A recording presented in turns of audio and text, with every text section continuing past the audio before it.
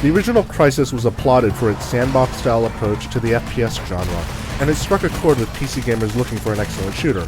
And it was pretty. Very pretty. However, some people felt that its gameplay was a little too slow-paced and cerebral. Crysis Warhead is the answer to that criticism. Simply put, Crysis Warhead is the FPS equivalent of a summer action movie.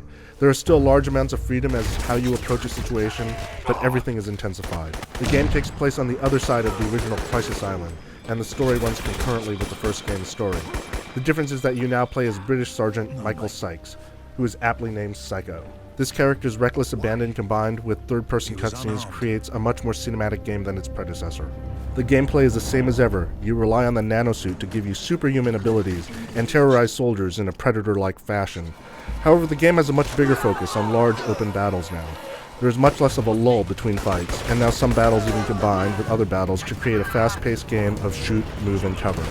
The aliens are even tougher than they were in Crysis, so you're encouraged to throw everything you have at them. There's a new submachine gun, anti-tank mines, and my favorite, a 6-shot grenade launcher. The single-player game lasted about 5 hours for me, which is not terrible since this game retails for $20 less than Crysis. However, the much-improved multiplayer component called Crysis Wars makes Warhead an even better deal. The new maps create a much more traditional team deathmatch experience. All the crazy super-powered ninja-like things that you can do in the single-player also imply a multiplayer. There is sadly only one vehicle map, but what they have is a blast to play. Hopefully Crytek will deliver on their promise to add more maps. By now there's probably one last question on your mind, a question that has always gone with Crysis. Will it melt my computer? Well, you don't have to be afraid because Warhead actually looks better than Crysis and it runs better. The engine has been better optimized, there's more definition to the terrain, and lighting and particle effects have gotten big boosts. You would expect these improvements to take a bigger hit on performance.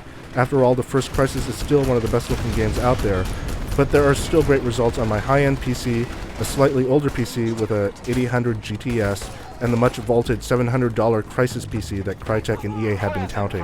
I was playing on the highest setting and a high resolution for each instance, and you'll get even better results if you scale the settings down slightly. The game will look great either way. Warhead is a more coherent game than the original Crysis. The single-player campaign is tight, and the multiplayer finally utilizes the series' strengths. This is not just a tech demo, the gameplay is intelligent, you are rewarded for experimenting, and almost every complaint about Crysis has been addressed. In other words, you'd be hard-pressed to find a better PC shooter this year. For the full written review, shoot over to IGN.com.